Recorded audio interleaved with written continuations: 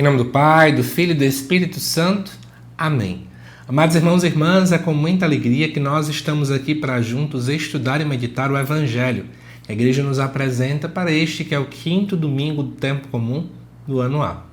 E o Evangelho de hoje se encontra lá em Mateus capítulo 5, versículos de 13 até o 16, que nos diz assim: Naquele tempo disse Jesus a seus discípulos: Vós sois o sal da terra. Ora, se o sal se tornar insosso, com que salgaremos? Ele não servirá para mais nada, senão para ser jogado fora e ser pisado pelos homens. Vós sois a luz do mundo. Não pode ficar escondida uma cidade construída sobre um monte. Ninguém acende uma lâmpada e a coloca debaixo de uma vasilha, mas sim num candeeiro, onde brilha para todos que estão na casa. Assim também brilhe a vossa luz diante dos homens, para que vejam as vossas boas obras e louvem o vosso Pai que está nos céus. Amados irmãos e irmãs, eu acho que esse é um dos textos mais famosos que a gente conhece. Inclusive, ele é utilizado no contexto batismal, visto que a gente compreende que pelo batismo nós somos chamados a ser sal e luz. Mas tem algumas curiosidades que eu acho que pouca gente conhece, e eu quero te convidar a você aprofundar comigo nesse texto. Primeiro, Jesus fala: Vós sois o sal da terra. Qual é então a utilização do sal? Hoje, geralmente, a gente utiliza o sal para dar sabor aos alimentos. Na verdade, ele não dá sabor, ele realça o sabor que já existe, né? Mas é interessante você saber que naquele tempo o sal também tinha outras finalidades. Então, além de realçar, ele também conservava os alimentos, visto que naquele tempo não se tinha geladeira. Hoje, inclusive, tem gente que usa sim, né? Mas essa utilização é menor do que naquele tempo. E o sal também tinha uma finalidade litúrgica, tá bom? Para quem não sabe, também existia essa finalidade. Então, o sal acabava tendo mais de uma função. Só que diz o texto que se o sal tornasse insosso, com que salgaremos? Então, meio que o sal perdeu o sabor, né? Ficou insosso. Só que aí tem um problema. Isso não acontece com o sal. Para quem não sabe, o sal jamais perde essa propriedade, né? Ele não tem data de validade. E aí a pergunta que não quer calar: ora, se o sal acontece isso, então quer dizer que o texto está errado? É claro que não. Na verdade, o sal, aspas, torna-se insosso, perde as suas propriedades quando ele está misturado com outras substâncias. Então o problema não é o sal, mas é essa mistura que pode acontecer. Eu acho que isso começa a trazer para a gente algumas visões legais, né? A gente precisa começar então a compreender, amados irmãos e irmãs, que nós nunca perdemos a nossa vocação, nós nunca perdemos a nossa essência. Eu e você somos filhos de Deus.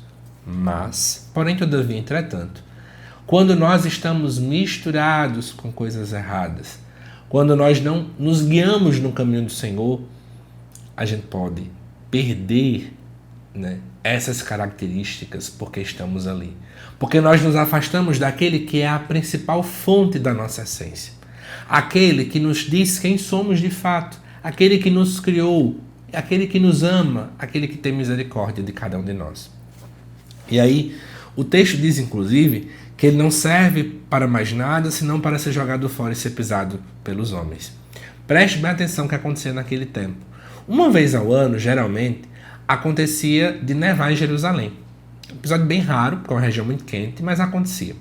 E aí o que é que o pessoal costumava fazer? Jogava sal nas paredes do templo, e esse sal acabava caindo, né, porque derretia aquele gelo que ficava naquela região, e o povo acabava pisando, né? E aí por esse motivo ser jogado fora e ser pisado pelos homens, porque era o sal que acabava sobrando, né, do contexto da liturgia. Como eu falei para vocês, o sal também era utilizado, né, dentro do contexto litúrgico. Então eles colocavam naquelas paredes, ele caía no chão e o povo apenas chegava a pisar em cima daquele sal. O que a gente pode refletir só nesse versículo 13 já em relação a esse evangelho? Primeira coisa, já falei para vocês, aonde nós estamos nos misturando? Será que nós estamos perdendo a nossa essência justamente porque estamos nos misturando com aquilo que não é certo, com aquilo que é errado? Acabo misturando-me tanto com o pecado que parece que o pecado reina sobre mim, não Cristo. Segunda coisa importante, nós somos chamados a realçar o sabor do mundo. O mundo, amados irmãos e irmãs, ele é bom, ele foi criado por Deus. As coisas criadas, elas são boas. E nós somos chamados a realçar esse sabor. Por exemplo, num casamento seu, você que é casado e casada, não é você que dá sabor ao seu marido, não é você que dá sabor à sua esposa. Ela já é boa por excelência, ela já tem uma essência por excelência, ele já tem uma essência por excelência dado pelo próprio Deus. Mas qual é a nossa tarefa? Realçar este sabor. Quando nós estamos no caminho de Deus, a gente consegue realçar o sabor do outro. Nós conseguimos trazer, potencializar a alegria que o outro já tem, potencializar a bondade que já existe no coração do outro. É essa a nossa grande tarefa. Eu não consigo dar sabor a ninguém, mas eu consigo realçar, eu consigo potencializar aquilo que o outro tem então a oferecer. Ok? E aí depois vamos para o versículo 14, que diz assim: vós sois a luz do mundo. Amados irmãos e irmãs, geralmente, quando a gente escuta o termo mundo dentro do contexto bíblico, soa muito com essa ideia de que o mundo é aquilo que se opõe à vontade de Deus. Então nós somos chamados a ser luz aonde existe tantos lugares onde se opõe à voz do Senhor, se opõe à vontade do Senhor. Sermos luz em meio às trevas. Estamos em um mundo onde as trevas buscam reinar. Estamos em um mundo onde a vontade de Deus ela busca ser colocada debaixo do tapete. Onde a voz de Deus, sempre o mundo tenta silenciá-la.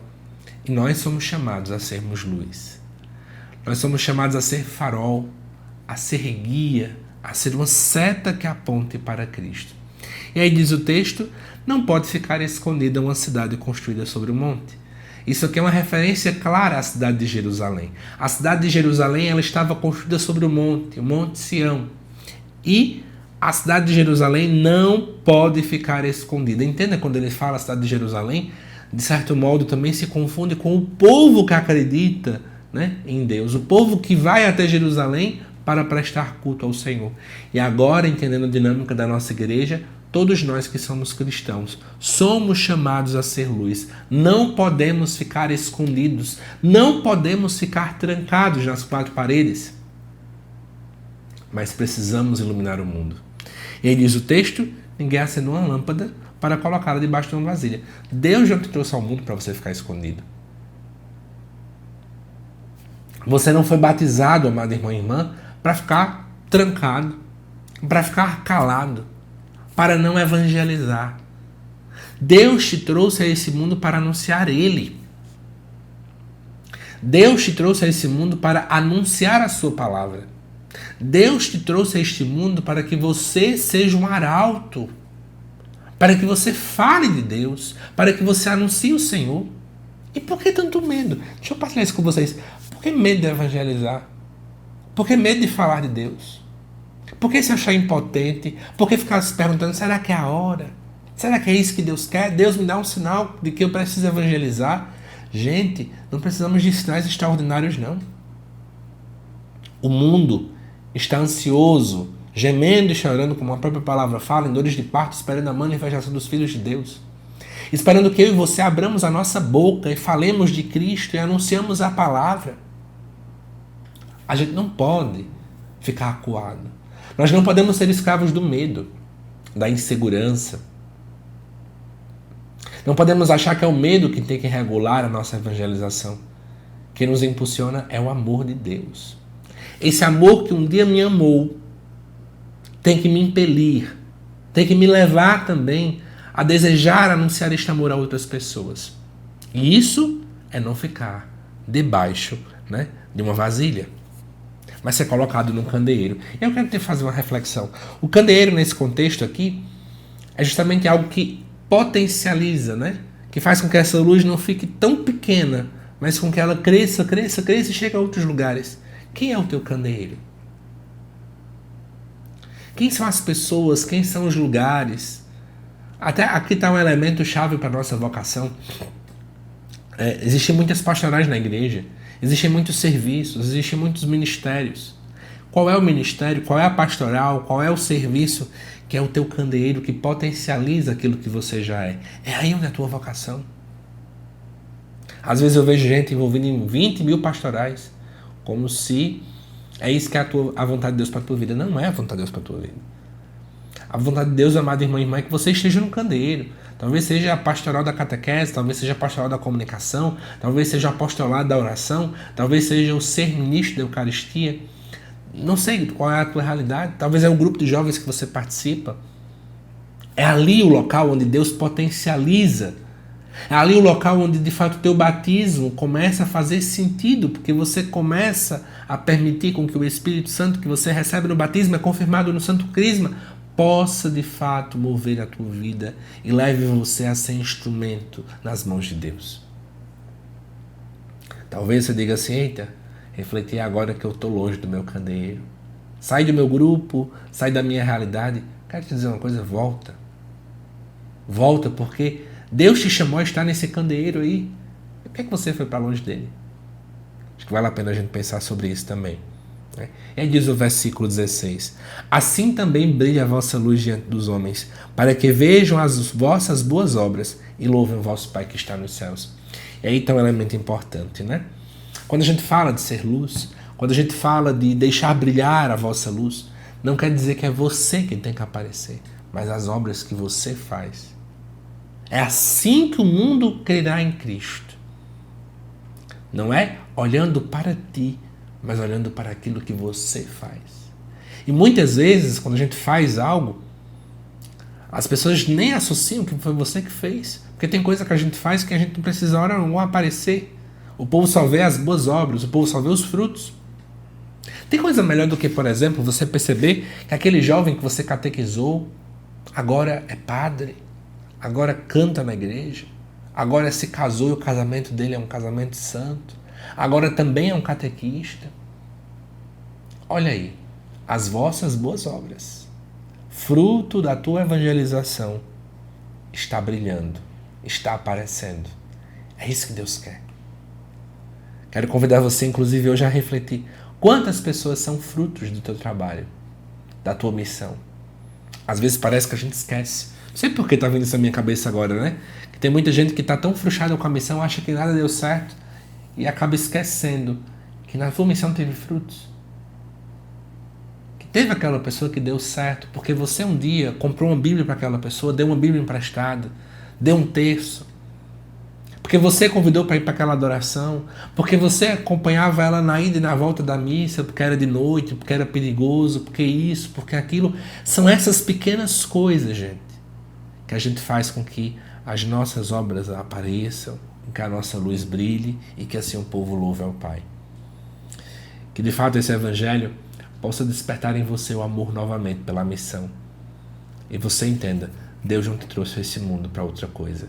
É preciso ser sal, é preciso ser luz. Que Deus te abençoe, amado irmão, amada irmã. Te aguardo nos próximos vídeos aqui do canal. Até mais.